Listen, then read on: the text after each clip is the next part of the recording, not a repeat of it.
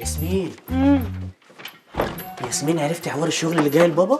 حوار ايه؟ فاكره الراجل اللي كان جاي يتعشى عندنا امبارح جايب لبابا شغل. لا وفين بقى؟ فين بقى؟ في دبي. دبي؟ اوعى. لا ولسه الاوعى الكبيره بقى. المرتب هيبقى بالدولار. ده احنا هنظبط تظبيط. بس في ترب صغير. ترب ايه؟ ماما قافشه ومش عايزاه يسافر. يا دي النيله، هي مامي غايه المرمطه اللي احنا عايشين فيها دي فرح باباها شغال مهندس في دبي وبيجيب لها شويه حاجات تجنن من هناك، ده غير بقى ان هي بتقضي كل اجازه معاه هناك. انت هتقولي لي ده احنا كنا هنتنقل نقله هوب سكالوب، هنبقى في حته تانية. كريم، يعني انت معايا ان بابي لازم يسافر؟ هو ده الحماس المطلوب. عارفه يا جميله، اللي بيخليني افكر ان انا اساعد ميس ناديه صراحه علاقه بابا بيها. لما كان بابا علاقته كويسه بيها كان حالته النفسيه هايله. اول ما ابتدى يبعد عنها حالته بقت في النازل. انت مش ملاحظه كده ولا ايه؟ جميله جميله، ثواني والاكل يكون جاهز. اكل ايه؟ اقعدي.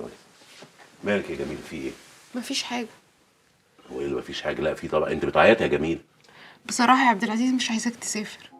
انا اللي عايز اسافر يا جميله. انا نفسي مش طايق اللي اسمه الرخم ده، بس اعمل ايه يعني؟ ما باليد حيله. انا عارفه ان انت ابتديت تفكر في موضوع السفر ده، بس انا فعلا قلبي مش مرتاح للسفريه دي وما اتعودتش ابعد عنك. للاسف يا جميله ما عندناش حريه الاختيار. لو عندنا كنت اخترت اقعد هنا وما بعدش عنك، لا انت ولا الولاد ولا البيت. بس للاسف السكه كلها اتقفلت في وشي، مش لاقي اي حل. وبعدين يا ست وخلاص، يعني انا شايفاني مجهز الباسبور ومسافر بكره، لسه يا عالم.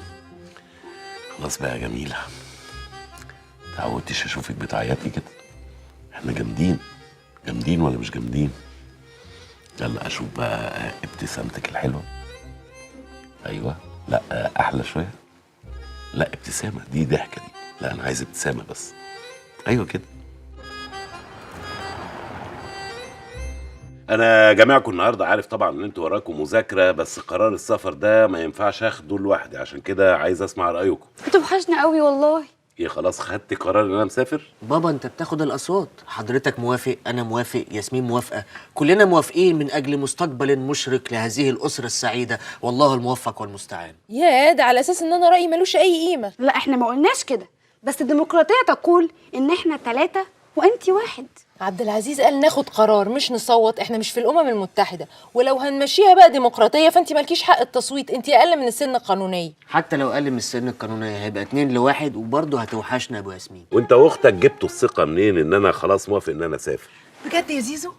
انا لسه عايز اسمع رايكم وبعد كده هاخد القرار. يعني انت بعد ما سبت شغلك والعربيه اتدمرت لسه عايز تسمع راينا في انك تسافر وتشتغل وتقبض بالدولار ولا لا؟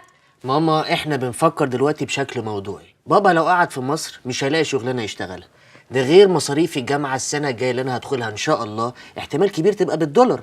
بابا لو سافر هيكون كده حللي ازمه الدولار بصراحه. ولادك عاملين دراسه جدوى يا زيزو، هي زين ما خلفت. طبعا عشان كلامنا مش عاجبك هتطلعي فينا القطط الفطسانه. طب اتكلمي عادل. ياسمين عندها حق يا ماما، حضرتك بتستغلي سلطتك كأم عشان تستخف برأيك. رايح فين يا زيزو؟